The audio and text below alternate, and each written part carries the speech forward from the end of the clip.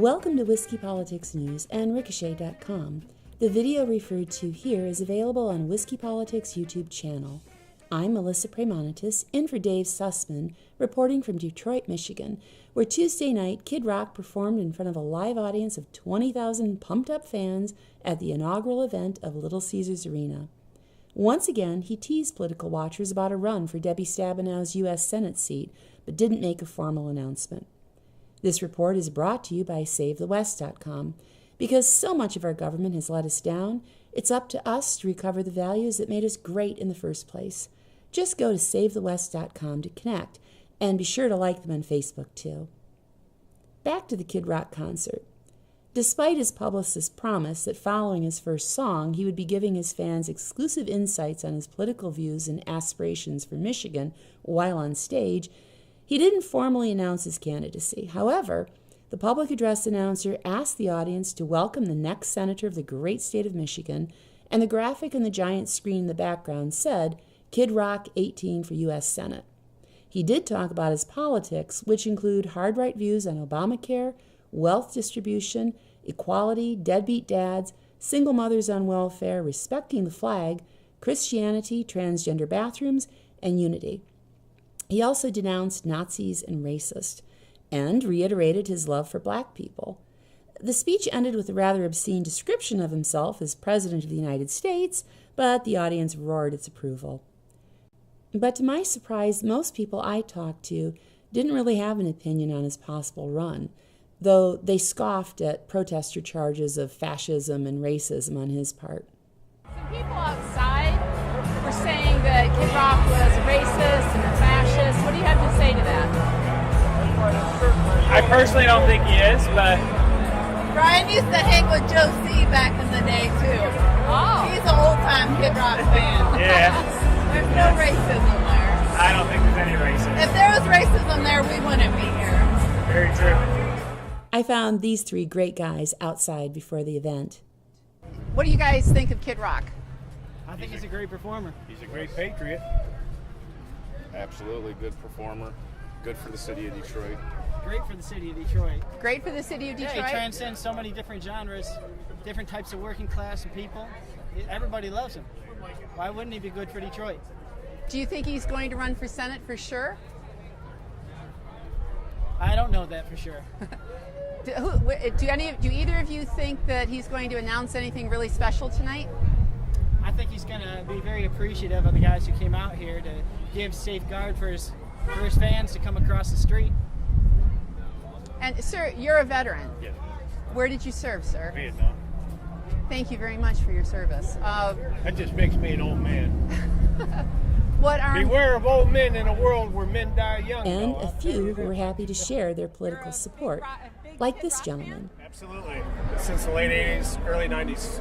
Okay, and are you hoping that he runs for Senate? 110%, yes. What do you like about him? Says what's on his fucking mind. Is that all right? Yeah, that's fine. That's fine. What do you think about? Did you hear his speech last night at Van Andel? I did not, no. Okay, he came out. Do you know anything about his views on deadbeat dads? On deadbeat dads? Yeah. No. Now that I think about it, no.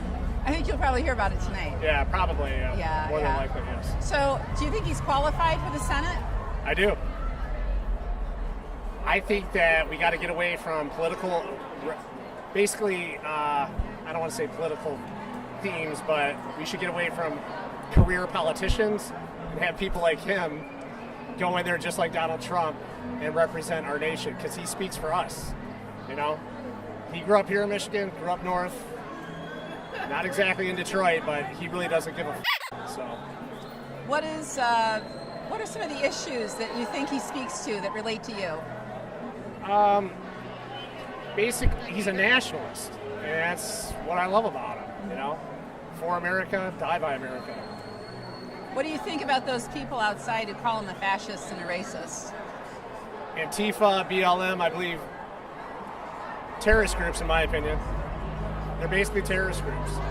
Everywhere you go, you don't see violence erupting from a right-sided conservative trying to speak their opinion. However, they try to silence the right side's opinion.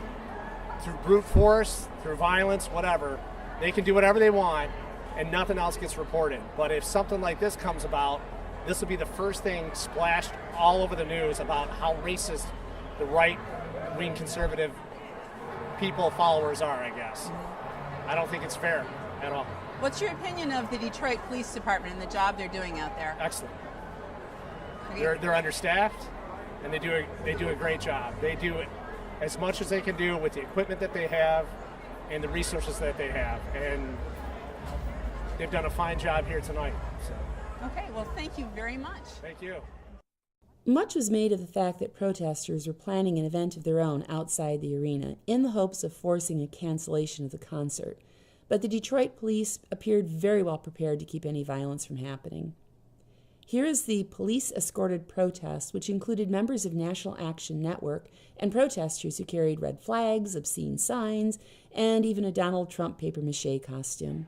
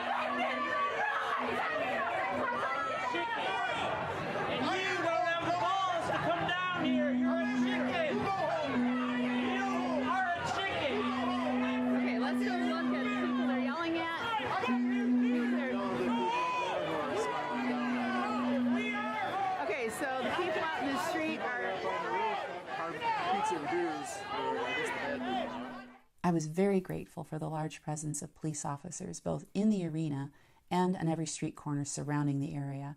Just before the show, a small group of protesters, about 80, appeared behind a fence at the entrance to the arena to heckle concertgoers, but there weren't any altercations. I recognized some of the faces from the earlier NAN protests and most of the signs. My takeaway is that the Detroit Police Department, under the leadership of Chief James Craig, did exactly what police are supposed to do. They kept the peace without restricting constitutionally guaranteed individual rights. On that note, I'd like to once again thank our sponsor, SaveTheWest.com.